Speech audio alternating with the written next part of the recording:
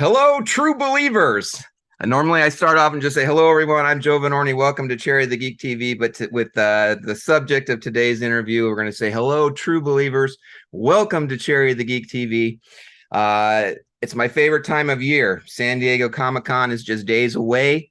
And with the arrival of San Diego Comic-Con, that also means the arrival of new exhibits at the Comic-Con Museum. And we're going to talk about one of those exhibits today with our guest. He is Michael Uslan. He is the originator and executive producer of the Batman movie franchise. He's a consultant to Kartoon Studios' Stan Lee universe, and he's one of the creators of the new exhibit, Excelsior, The Life and Legacy of Stan Lee, which is opening at the Comic-Con Museum on Tuesday, July 18th. Michael, welcome to Cherry the Geek TV. Thank you so much, Joe. Happy to be here. So before we start, give people that maybe aren't familiar with you a quick synopsis of your background. You've got a lot of comics culture cred. Kind of tell people who you are and how you came to be the one to co-curate this exhibit about Stan Lee. Okay, I'm glad I had like 8 cups of black coffee because I'm gonna have to shoot through this one. I'm a comic book geek. Learned to read from comics before I was 4 years old. Went to the first Comic-Con ever held on the planet Earth when I was a kid in New York City in a rundown hotel. Had 30,000 comic books dating back to 1936 by the time I graduated high school. Met Bill Finger twice, who told me how Batman was created. Jerry Robinson was a mentor. Jerry, the co-creator of Joker, Robin, Alfred, and so many other great characters. When I got to school at Indiana University, Bloomington, Indiana in the 70s, I wound up teaching the world's first ever college accredited course on comic books. As a result of all the publicity that course got, it was pretty notorious. I get a call, and it's Stan Lee from Marvel Comics in New York City. He says, Mike, I'm watching you on TV talk shows. I'm listening to you on the radio. I'm reading about you in newspapers. What you're doing is great for the entire comic book industry. How can I help you? And at that moment, Stan changed from my idol to my mentor. Ultimately, he became my friend. And we wound up working together creatively. And amazingly, at the end of his life, my son David and I were 2 of the producers of his memorial at Grauman's Chinese Theater in Hollywood. Stan and I and my son David also taught a course together for the Smithsonian Institution. It was their first ever online course, Rise of the Superheroes. It's still available on edX, and it's free. And we had hundreds of thousands of students from all over the world sign up for it. So I'm a pure Stan geek. I actually first met him when I was 11 years old. I met him and Jack Kirby, and they signed my copy of All Winners number 18, and that changed my life. So it's a great privilege and honor for me to be doing this. Oh yeah, along the way, when I was a kid in my 20s, I raised some money privately. I went to the president of DC Comics. I bought the rights to Batman from DC and set out to make dark and serious Batman movies. I bought it in 1979, was turned down by every studio in Hollywood, every mini major in Hollywood. They said I was crazy. It was the worst idea they ever heard. And thus it took me 10 freaking years before we were finally able to get our first Batman movie made in 1989, and have been executive producer on all things Batman ever since. Having the opportunity now to create and curate an exhibition devoted to the life and legacy of Stan Lee has been like a dream come true for me. And if you'd like, I can give you any details you would like about this exhibit that we're putting on. Yes, let's dive into that. What are some of the things that people can expect? How big is the exhibit in terms of square footage? And then what are some of the things that people can expect to see as they're walking through it? Great. As the world's worst math student, I panic whenever I hear things like square footage. I can tell you it is the entire downstairs of the Comic-Con Museum, which is a hefty, big building in Balboa Park in San Diego. We have about 200 items on display, including from my personal collection. I put them all in a big gym bag and I flew them out So nobody would know what I had in my gym bag, but it was about $2 million worth of comic books. So on the walls, you will see every first issue of every Marvel comic, every first major appearance of a major character. We got original artwork that people didn't even know existed anymore. And I called on the two big auction houses, Heritage Auctions and Metropolis Comics, and a bunch of fanboy geek friends of mine who were amazing private collectors. Everybody agreed for Stan that they would loan items for up to 8 months for this exhibition. So I've got original Jack Kirby page from Fantastic Four #9, an original Kirby page from Fantastic Four 16 with Ant-Man. I have an original Steve Ditko Spiderman page. I have the earliest existing pre-Marvel timely artwork from 1942 that has Stan Lee's work on it. We've got the first comic book in which he actually used the name Stan Lee in it, and just tons of stuff. But what I'm most proud is that the second you walk into our exhibition, you are going to be bombarded with a inclusive part of the exhibit to the co-creators of the Marvel Age of Comics with Stan.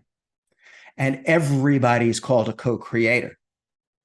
We don't break anything down into writer, artist, plotter, co-plotter. Everybody's a co-creator. And it's devoted to Jack Kirby, Steve Ditko, Dick Ayers, Gene Colan, Maurice Severin, Don Heck, Johnny Romita, Jim Steranko. So many people that together built an empire, built a universe. And I'm very proud of the way that we do that. I was gonna mention that because whenever there's a Stan Lee documentary that just dropped on Disney Plus about a month ago, and whenever something comes out about Stan Lee, there's always a segment of the fan base that's like, oh, why are you paying so much attention to Stan Lee? Jack Kirby was equally important. Steve Ditko was equally important, and that's true. And you want to make it clear that the exhibit is called Stan Lee because it's his 100th birthday, right? This is we like to do things by anniversary, which is why we're celebrating Stan Lee just as we celebrated Batman a few years ago on its anniversary. We had Spider-Man's anniversary. We had Wonder Woman's anniversary. They always do a big anniversary event. It's in 100. That's a good number to do a Stan Lee anniversary. But you're not ignoring Jack Kirby. You're not ignoring Steve Ditko. There is a section devoted to how much they were co-creators. Absolutely. Mark Ditko, the nephew of Steve, is one of the contributors to the exhibit. We have the welcome mat for everybody. I know my history, and I know, talking to Stan over the last few decades of his life, what his opinions were and what his feelings became. One of the things I'm so proud of, I have on display a picture of a young Stan Lee and Jack Kirby laughing and hugging each other, and a picture of an old Stan Lee and Jack Kirby laughing and hugging each other. They had an 80-year relationship, 80 years. I was at the event. I actually put together an event at San Diego one year, or was it New York Comic-Con? I forget. And I had all the old timers there who were still standing. And it was the reunion of Joe Simon with Stan Lee. And they had tears in their eyes. And I listened to Stan talk about Joe, who was his first boss, who gave him his first chance to write for comics in Captain America comics, who gave him the chance to start creating his own superheroes when he was still a teenager. And Stan just welled up and talked about he couldn't ever have become what he did without Joe Simon and Jack Kirby. And it was great to hear that. The journey we all take through life is very interesting, and we learn a lot and we evolve along the way. And it's just been a privilege over the years where I could say I actually met all of these folks. What would you say were some of the biggest challenges that you faced in putting this exhibit together? Well, to tell you the truth, by the time all of the legal and business stuff got done, I had told everybody this is going to take a year to put together. I had 59 days from conception to opening night. And I had to find all of these pieces of art, all of these comic books. So I had to turn to the friends who I built relationships with over the last 60 years. So the cooperation of Heritage and Metropolis made it happen. You'll see a listing of all the different private collectors who have contributed as well. That was a challenge. And then getting them to take the stuff off their walls and then ship it and make sure everything was insured and all the security was in place. That was a really, really big challenge. Luckily, the entire staff of the Comic-Con Museum, Rita Vandergaat and Eddie Abraham, and just a bunch of the most cooperative people in the world. And it's been a great run with them. Another aspect of it is it's not just about Stan as like editor at Marvel or writer. It was also about Stan as kind of the spokesperson advocating for the comic book industry. And that was really such a large part of the magic of Stan Lee. I felt as a kid growing up that I was invited in by him to this small, secret, subversive club that nobody else knew about. And it was so cool. And he was talking to me, not down to me, but at me, with me, about racism and prejudice and Vietnam and burning issues of the day. And for somebody back in the 50s, 60s, and into the 70s who was a comic book collector, at that time, it was a very isolating hobby. And as fandom began to organize and Comic-Con started up, it began to open and spread. But I give a lot of credit to Stan for generating that. And as we grew into high school and college, keeping things relevant to us, growing, having a sophisticated, growing graphic storytelling presence that made it feel like comic books were growing up with us. And that's why it's so important that we give equal footing to the people like Jack and Steve and Don Heck, who really helped bring that all to life for us. It's a great part of the Stan Lee story that usually gets downplayed. Is there anything that's not in the exhibit that you wish you would have been able to include? Maybe something that you weren't able to fit in due to space, or it didn't quite fit the theme, or something was hard to acquire? Anything that know, you're an expert, you know what's out there. Is there anything that you wish? Yeah, I mean, I wish we had more space. The original artwork that I did not know existed. We're going to have a Captain America cover, an original artwork cover of Captain America from the 40s, and Blonde Phantom cover from the 40s. There's timely artwork out there that I just didn't know was around. I had a chance. I had the cover of X-Men #1, the original artwork, and we couldn't pull it off in time. Yeah, so I'm excited. I have Jim Steranko's cover to X-Men 50, which is incredible too. But I wanted work of Marie Severin, John Severin, Herb Trimpe, so many different people who at different stages contributed, but we just couldn't fit absolutely everything in that I could get my hands on. Is this true? Are you the one responsible for when Stan did the DC reimagining of that? That was you, right? That was me. Tell that story. How you got Stan involved with? For those that don't know, is a recreation. What Superman and what Batman, what Wonder Woman, etc. would have been like had Stan Lee created them. Yeah, so Stan and I used to have lunch periodically at Nate and Al's in Beverly Hills. And we would get together and I said, hey, Stan, what would you think if I brought you over to DC Comics and you recreate Superman, Wonder Woman, Batman, Justice League the way you would have done it at Marvel? And he laughed. He said, yeah, right. He goes, you're out of your mind. I said, why? He said, DC will never go for that. He goes, for God's sake, that would be like getting Henry Ford to go over to General Motors and creating a Chevrolet. He says, it's impossible. It's like the president of Coke taking the Pepsi challenge and choosing Pepsi. So I said, would you at least let me try? He says, well, go ahead, but you're wasting your time. So I went to Paul Levitz, who was the president of DC at the time. Paul and I grew up together. We were junior woodchucks at DC Comics when we were teenagers. And Paul said, my God, Michael, I can't think of anything that would be more fun than this. And so we spent over a year doing it.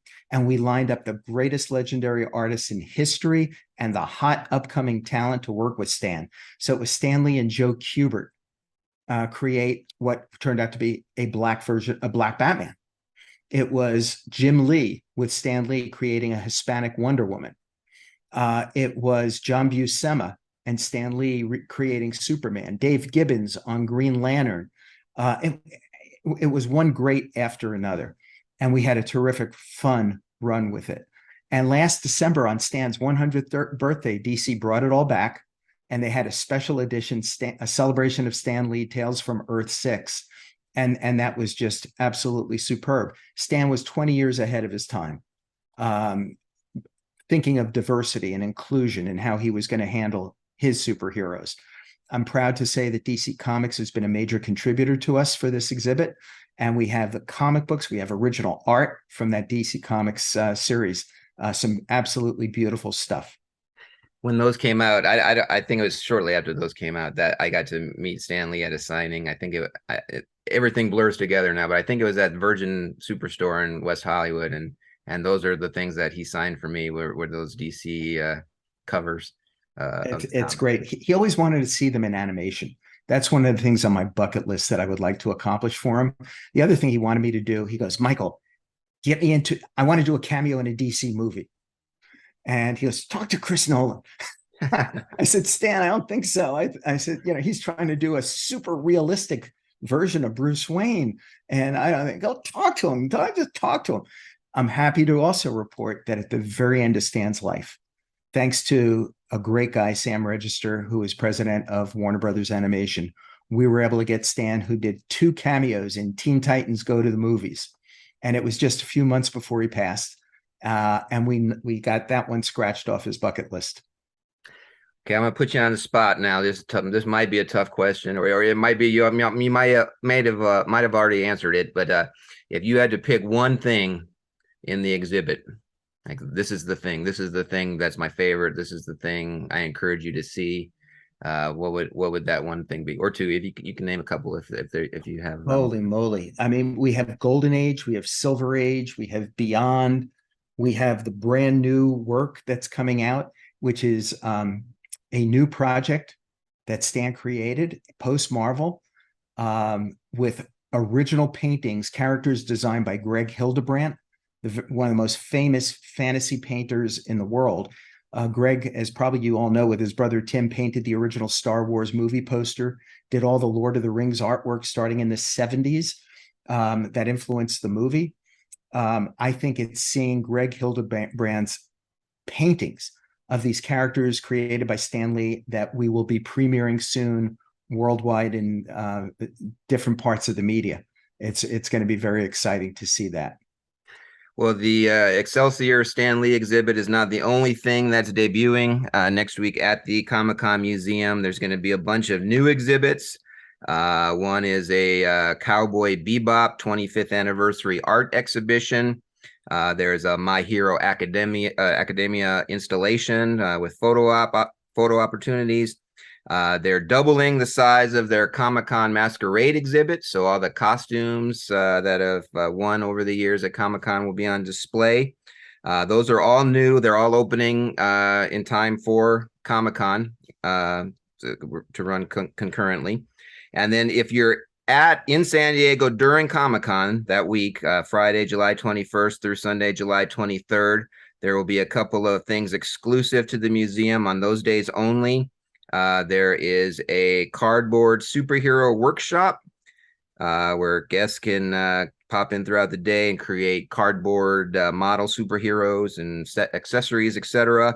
And then there's a If Then STEAM fair where they're going to have ambassadors, leaders in science, engineering, and technology and math, doing experiments and activities. You can do that during Comic-Con. And then there's the returning exhibits, the Pac-Man arcade, the Rick Gary and the Comic-Con Toucan exhibit, the cover story, 5 decades of Comic-Con, with all the covers from the souvenir books over the years. And then the Animation Academy, From Pencils to Pixels, where you can transport yourself behind the scenes of some of your favorite cartoons and animated series from the past decades. So all of that's going to be happening during Comic-Con and after Comic-Con. If you're not there during that Comic-Con week, The museum's open all year round. How long is this exhibit, the Stan Lee exhibit, going to be at the museum? It's going to be there for 8 months. And we put stuff in there that if you're a real diehard fan, you'll get on an airplane and come to see this. I mean, it's got that kind of pow to it. And one last thing, we are going to be at San Diego Comic-Con on Thursday, which I think is the 20th, maybe. We're going to be doing a panel about the Stan Lee exhibition in the Comic-Con Museum, 10 a.m., room 29A and B. I invite anybody to come by, check it out. And I'll be doing reports through my social media as well on Instagram and Facebook. Well, I can't wait to see this exhibit, Excelsior, the life and legacy of Stan Lee. Michael, thank you so much for chatting with us today on Cherry the Geek TV. Thanks, Joe. Appreciate it.